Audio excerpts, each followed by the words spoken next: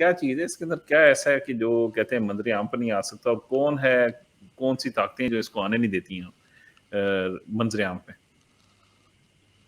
अऊज़ु बिल्लाहि अस्समीउल अलीम मिनश शैतानिर रजीम बिस्मिल्लाहिर रहमानिर रहीम वला तक़ूलू लिमन युक़तलु फ़ी सबिलिल्लाहि अमवात बल अहयाअ वलाकिन ला तशऊरून सदक़ल्लाहुल अलीयुल अज़ीम रब्बि इश्रह लि सदरी यस्सिर लि अमरी वहलुल उक़दतम मिन लिसानी यफ़क़हू क़ौली रब्बना तक़ब्बल मिन्ना इन्नका अंतस समीउल अलीम आमीन या रब्बल आलमीन। करोड़ों हम्द सना और रसूलुल्लाह दाद मुबारक को दुरूद के बाद मैंने अभी सूरह बकरा की जो आप सामने आयत पढ़ी है, टुकड़ा छोड़ा सा, उसका माना यह है, और जो अल्लाह की राह में मारे जाएं उन्हें मुर्दा ना कहो, बल्कि वो जिंदा हैं लेकिन तुम्हें इसका शऊर नहीं। यानी इस आयत में शुहदा को मुर्दा कहने से मना किया गया है, ना जुबान से उन्हें मुर्दा कहने की इजाजत है और ना दिल में उन्हें मुर्दा समझने की इजाजत है। ऐसे ही एक और मुकाम पे मुझे याद आ गया, कुरान में भी और भी इरशाद है कि वला तहसबुनल्लज़ीना क़ुतिलू फ़ी सबिलिल्लाहि अमवाता बल अहयाअ इंद रब्बिहिम युरज़क़ून।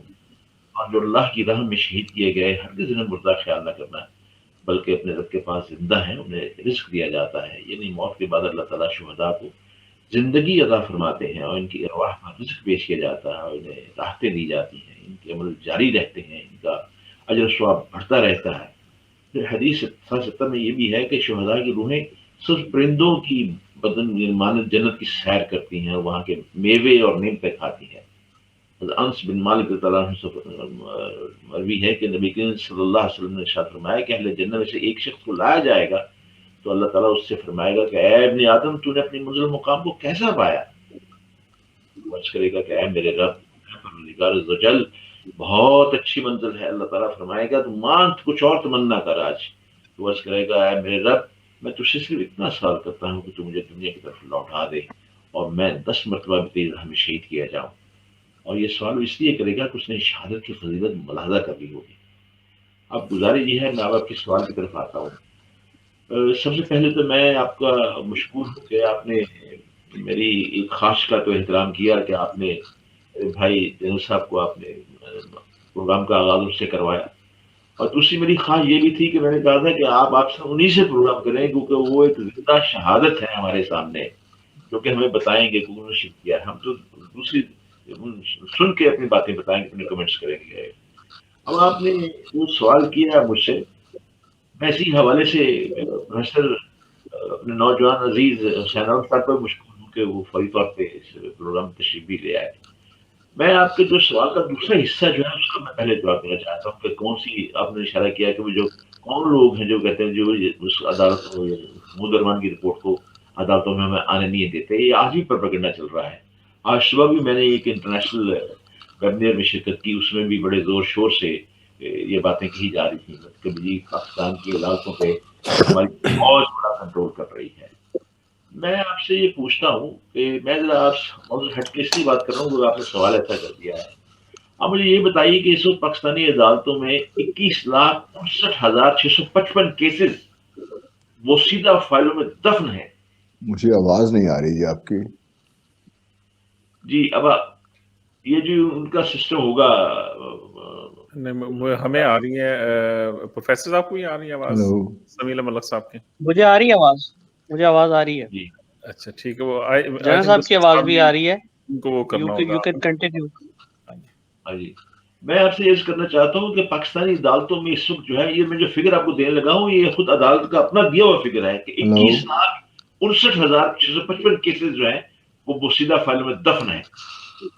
क्या इसके पीछे जनरल बाजवा का हाथ है? आप मुझे रास्ता बताएं कि सुप्रीम कोर्ट में 52,000 से ज्यादा केसेस मुर्सफों की राहें तक रहे हैं। मुर्सफ ने काम छोड़कर जलसों में खिताबत के जौहर दिखा रहे हैं, मसरूफ है। क्या इसके पीछे भी जनरल बाजवा का हाथ है? जनरल बाजवा ने कहा कि आज जाए बट तकरीर करे जाएंगे। लाहौर हाई कोर्ट में 1,93,000 से ज्यादा केस का अंबार लगा हुआ है, लेकिन जजेस जो है वो सिर्फ जरदारी के, उसकी बहन के, मरियम के, उसके अब्बा की खिदमत और सुल्तान का फरीजा अंजाम दे रहे हैं। क्या ये भी जनरल बाजवा ने कहता है कि उनका प्रेशर अदालतों के ऊपर? सैयद रसूल को जब लाहौर हाई कोर्ट ने कत्ल केस में बरी किया तो पता चला कि वो तो 2 साल पहले जेल में इंतकाल कर गए।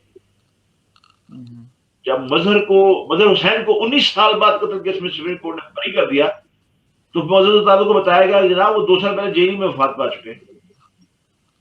फिर रहीम यार खान के 2 सगे भाइयों को फांसी चढ़ाए जाने के बाद अदालत ने بے گناہ قرار دے کے بری کر دیا تھا. مجھے بتائیے کیا اس کے پیچھے بھی فوج کا پریشر تھا، جنگ بازوں کا ہاتھ ہے؟ اپیل کے لیے 400 روپے نہ ہونے کی وجہ سے چنیوڑ کی 15 سالہ غریب اور بے گناہ رانی 19 سال جیل میں اس نے کاٹ دیے. نواز شریف کی بیٹی کو اتوار کے دن بھی عدالت لگا کر زبان پر ہاتھ کر دیا جاتا ہے. کیا یہ بھی پریشر ہے فوج کا، جنرل باجوہ کا پریشر اس کو عدالتوں کے اوپر؟ اب آئیے لاہور ہائی کورٹ کے چیف جسٹس کے لیے 17 انچ کا ٹی وی خریدنے کے لیے لاکھوں روپے خرچ کر کے اخبارات میں اشتہار دیا جاتا ہے. جج صاحب کا ٹی وی غریب قوم کو 11 لاکھ روپے کا پڑتا ہے. اس کا تو کوئی ذکر نہیں کرتا ہے. کیا یہ بھی جنرل باجوہ کا اس کے پیچھے ہاتھ ہے، فوج کا ہاتھ ہے؟ ایک جج کی ماہانہ تنخواہ مراعات کے علاوہ 8 سے 10 لاکھ روپے بنتی ہے، لیکن اسی جج سے اس کی کارکردگی کا کوئی سوال نہیں کر سکتا. توہین عدالت لگ جاتی ہے، آپ کو پکڑ کے اندر کر دیں گے. ویسے مادری کے ساتھ میں تھوڑا سا ایڈ کروں گا اس کے اندر. ہمارے ساتھ میں نے پہلے بھی ایک بار بتایا تھا کہ ایک پروگرام ہوا تھا اور پاکستان سے جج آئے تھے ڈیم کے لیے پیسے اکٹھے کرنے کے لیے. تو میں اس تقریب میں شامل تھا. ان جج صاحب کے اندر انصاف کی انہوں نے ایک بات نہیں کی، مگر انہوں نے تمام سیاسی باتیں کی کہ سیاست کیسے کرنی ہے. مگر انہوں نے جو ان کا اپنا ایک شعبہ ہے کہ ہم نے انصاف کو کیسے بہتر کرنا ہے، اس کے اوپر ایک بات نہیں کی گئی تھی. اس کے یہ بدنصیبی کا منظر میں نے بھی دیکھے. مجھے تو اسٹیج پہ ان کے ساتھ بٹھا دیا گیا تھا، اور میرا قصور میرا خیال اس سارے پروگرام میں میں ہی واحد تھا جو میں نے یہ سوال کیے جو آپ سوال کر رہے ہیں. پھر آپ یہ بتائیے کہ انصاف کی کامی میں پاکستان کا نمبر 120ویں پہ ہے. اس میں ججوں کی 420 لاقانونی رشوت مافیا جو کٹ چکا ہے، اس کا کوئی ذکر نہیں کرتا. کیا اس کے پیچھے بھی سبھی اللہ ملک صاحب، مجھے لگتا ہے آپ کے اوپر تو انہیں عدالت لگ جانی ہے آج. مجھے بھی ڈر لگ رہا ہے ویسے. مطلب یہ ہے کہ پوری عدلیہ کی تقریب میں جنرل باجوہ کا ہاتھ ہے. مجھے بتائے بندہ پوچھے پروفیسر صاحب کہ بھی یہ جو جج صاحب بھی آپ کا اپنے ہاتھ شہید ہونے میں مصروف ہے، اتنی بھاری مراعات اور تنخواہیں آپ لیتے ہیں، تو آپ کا دستہ انصاف کہاں نمک حلال کر رہا ہے؟ پھر سپریم کورٹ بار ایسوسیشن کا جو ایک سابق صدر ہے کروڑوں روپے فیسیں لینے والا ہے. لمبے بالوں والا ایک مسخرہ سا ہمارے سامنے آ جاتا ہے. عدالتی سسٹم کا حصہ میں بتا رہا ہے کہ جی ہماری عدالتیں 120 نمبر پہ ہیں. یہ ایسا ہی ہے کہ جی ایک ٹیچر کہتے ہیں کہ اسکول میں بچے فیل ہو رہے ہیں، ڈاکٹر کہہ رہے ہیں جی غلط انجیکشن سے مریض مر رہے ہیں. بھئی ہر روز ہم دیکھتے ہیں کہ وکلا ججوں کو پیٹ رہے ہیں عدالتوں کے اندر. کیمرے کی فلمیں بن کے ہمارے سامنے آ رہی ہیں. مطلب یہ ہے کہ ہم اپنا پیٹ ننگا کر کے ہم صحیح داد لینا چاہتے ہیں ان سے. قوم سے خیر کیا شکوہ کرنا. پروفیسر صاحب آپ بھی کو بات کریں تو آپ بھی میرا محاسبہ شروع کر دیتے ہیں رو رو کے. مجھے بھی خود بھی روتے ہیں، مجھے بھی رلاتے ہیں آپ. قوم میں ایک ہجوم ہے بے شعوروں اور غلاموں کا، ایک ریوڑ ہے. یہ غلام ابن غلام ہیں. انہیں اپنے جیسے غریب مستری جیدہ اور میدا ڈینٹر جو ہے اس کے لیے انصاف نہیں چاہیے. انہیں تو انصاف ڈاکوؤں کے لیے چاہیے جنہوں نے 3 دہائیوں سال سے زیادہ ملک کو لوٹ کر یورپ امریکہ میں جائیدادیں بنا لی ہیں. ہاں مجھے یہ بتائیے اب جنرل صاحب کا جو میں چاہتا تھا جنرل صاحب ہی باتیں کرتے. یہ دل جلوں والی باتیں آپ مجھ سے آپ کر دیتے ہیں. آپ سوال کرنا ہے تو پروفیسر سے کیجیے، جنرل صاحب سے کیجیے. میں تو پہلے لکھ کے ہلکان ہو گیا ہوں اس چیزوں پہ لکھ کے. مجھے یہ بتائیے کہ آج ہمارے یہاں پہ لندن کے اندر پروفیسر مومن صاحب موجود ہیں یہاں پہ، بنگالی. ان کی کتاب پڑھ کے دیکھ لیں آپ. یہ جو جنرل صاحب باتیں کر رہے تھے تو میں خود سوچ رہا تھا کہ کس پہ میں اپنی شرمساری کا اظہار کروں. جیسے انہوں نے ذکر کیا کہ پاکستان میڈیا کا آدمی کوئی نہیں ہے، اور آج بڑے دھڑلے کے ساتھ وہ گوئیاں دے رہے ہیں، پاکستان کے مامے بنے ہوئے، مطلب باتیں کر رہے ہیں آپ کر رہے ہیں. بات یہ ہے کہ آپ مجھے یہ بتائیے کس نے کہا تھا کہ جو ڈھاکہ جائے گا اس کی ٹانگیں توڑ دیں گے؟ کس نے کہا تھا ادھر تم اور ادھر ہم؟ کس نے کہا تھا؟ کس نے جا کے قوم متحدہ میں جا کے قرارداد پھاڑ کے پھینک دی تھی؟ اور کون کس کو زکام ہو گیا تھا؟ ملک ٹوٹ رہا ہے، اس کو زکام ہو گیا، وہ پروگرام میں جا نہیں رہا. مطلب ہے آپ قوم جو اس کو زندہ رکھ رہی ہے کہ بھٹو آج بھی زندہ ہے. مر ہم گئے ہیں، زندہ وہ ہے جس نے ملک توڑ دیا. اس طرح ہم جاتے نہیں ہیں. پھر آپ یہ دیکھیں کہ آپ نے جنرل مانک شاہ نے اپنی کتاب میں لکھا نا فوجیوں کو، اس نے تحسین کی پاکستانی فوجیوں کی. دشمن کی میں بات، دشمن کا جنرل وہ تعریف کر رہا ہے. پھر انہوں نے یہ جو پروگرام 71 میں جو ہمارے ساتھ ہوا ہے، آج یہ ایک رات کے اندر نہیں، یہ یعنی سارا کام ہو گیا. برسوں انہوں نے اس کی تیاری، اجتماعی کی برسوں تیاری کی ہے. وہ 65 کی جنگ کے بعد ہی سمجھ گئے تھے کہ اس نے کہا کہ نامساعد حالات کے بعد بھی یہ ملک ایسا لڑ رہا ہے کہ نہ کھینگ چلے گئے، چھم جوڑی میں آگے چلے گئے، حاجی میر میں آگے چلے گئے آپ. ویسے یہی سوچتا ہوں کہ پروفیسر احمد حسین عالم صاحب کی طرف بھی آؤں گا کہ یہی بات نہیں کہ 65 کی جنگ میں ہم نے ان کو شکست دی اور اس کا بدلہ انہوں نے بڑی جلدی لے لیا، مگر ہم کیا اس خوشی کے اندر بس سو گئے تھے؟ نہیں، میں دیکھیے بدلے کی بات میں نہیں کر رہا. میں دیکھیے بات یہ ہے، میں یہاں اس لفظ سے میں تھوڑا سا میں تبدیلی چاہتا ہوں. بدلا نہیں، ہمیں سازش کر کے ہمیں ہروایا گیا، ہماری فوج کو سازش کی گئی، عالمی سازش بھی کی گئی اور ہمارے اندر سے بھی ایجنٹ تلاش کیے گئے. مجھے یہ بتائیے جب وہ تحریک چل رہی تھی پاکستان کے اندر ڈیموکریسی کے چلانے والے، اگر مجیبر الرحمان تو اگر سازش کس میں اندر تھا، کس نے اس کو رہا کروایا؟ بری کس نے کروایا؟ ان سیاسی رہنماؤں نے، سیاسی لیڈروں نے. یہ کیوں نہیں اس بات کا تسلیم کرتے، اپنی غلطیوں کو کیوں تسلیم کرتے؟ آج خود یہ وہاں کی بنگلہ دیش کے اندر لوگوں کے جو ہیں ان کی عدالتیں جو ہے یہ کہہ رہی ہیں کہ اگر سازش کیس بالکل درست تھا، سارے ثبوت طرف کرنے کے باوجود بھی درست تھا. پروفیسر مومن کی کتاب پڑھ کے دیکھ لیں آپ.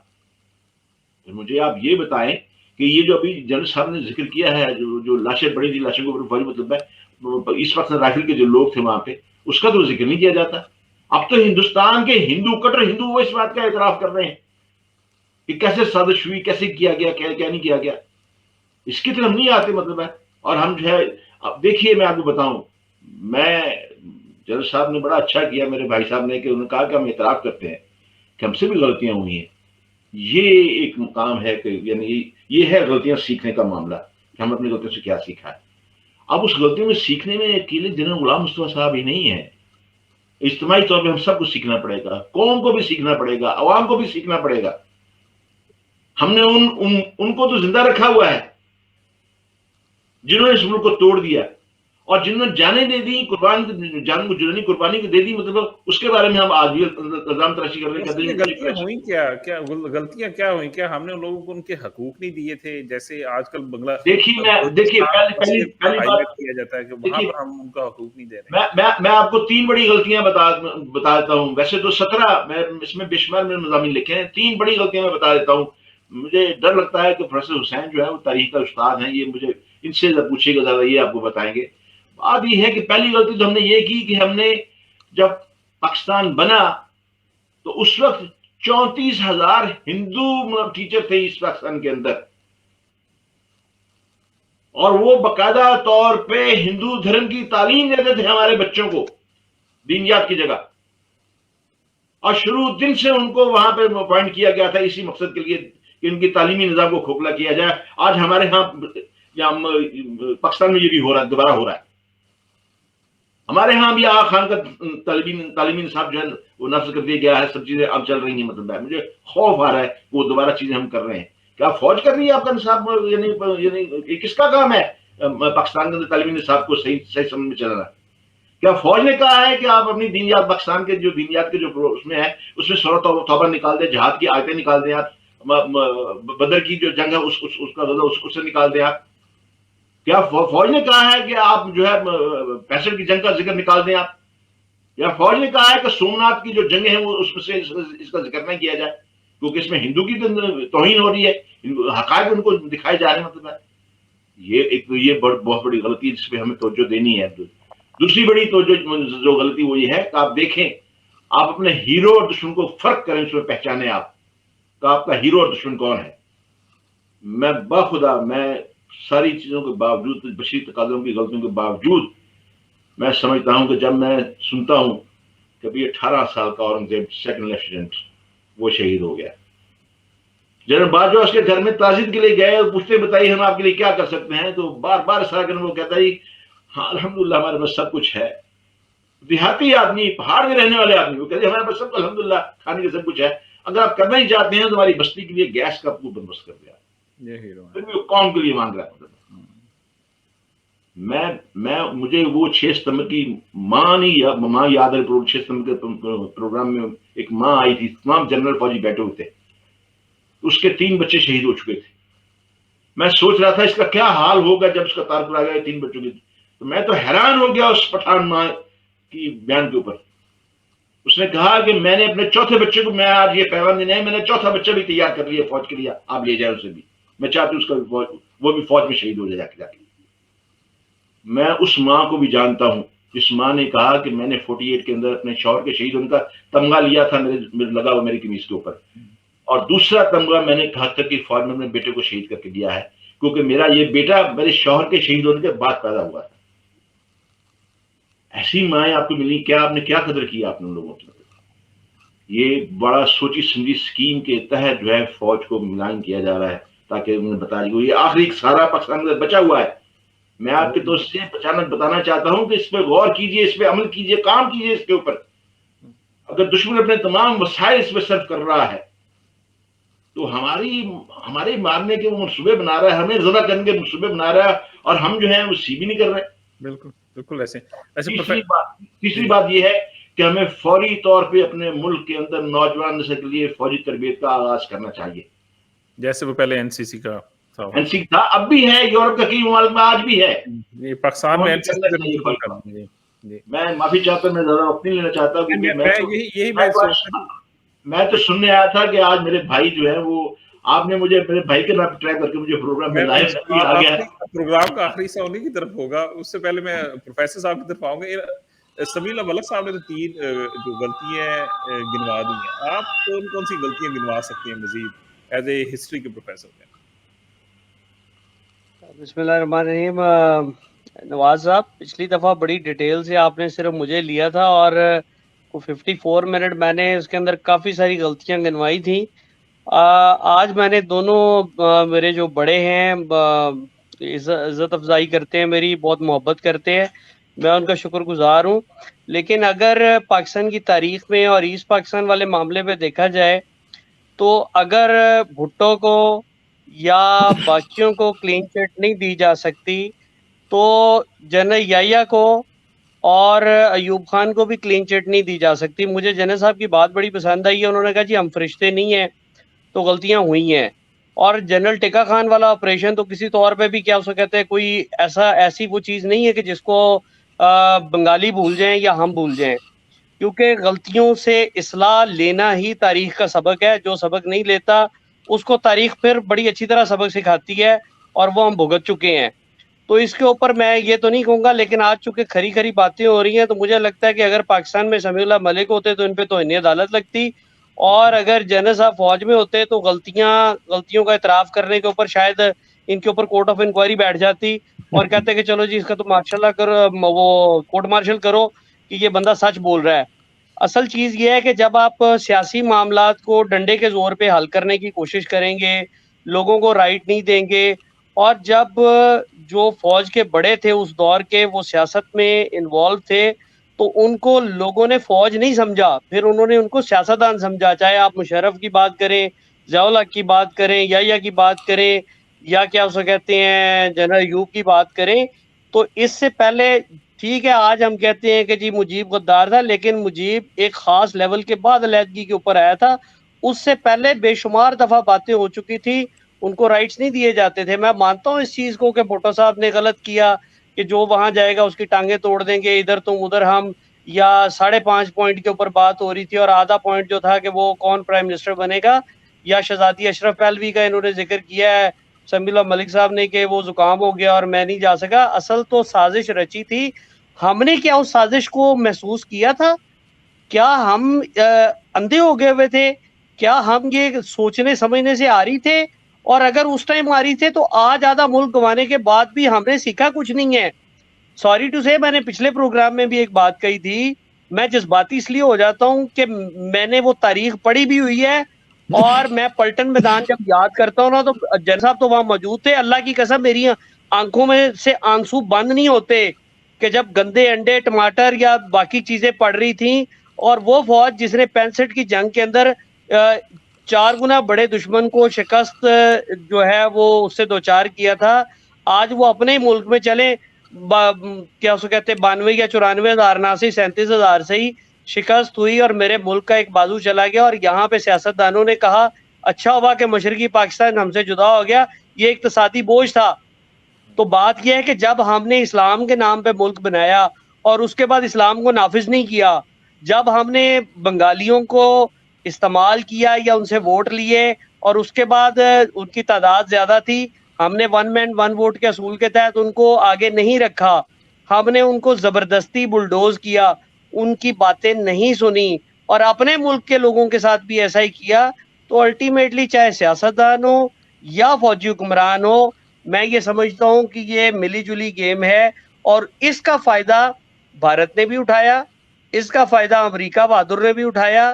آپ نے چائنا کے ساتھ محبت اس ٹائم پہ اپنی آن کر لی ہوئی تھی, اس کا رزلٹ یہ تھا کہ وہ آپ کو کسی نہ کسی صورت اس کی سزا دینا ہی چاہتے تھے.